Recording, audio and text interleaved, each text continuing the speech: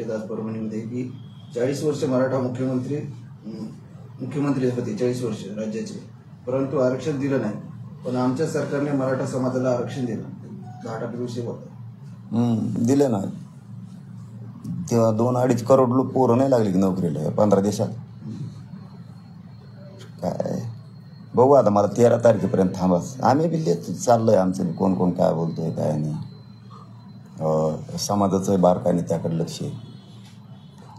एक गोष्ट मात्र, मराठ्यांच्या गरिबाच्या एकजुटीमुळं एक भीती तयार झाली की जो येणारा नाही, जो बघणारा नाही, तो बघायला लागला आता.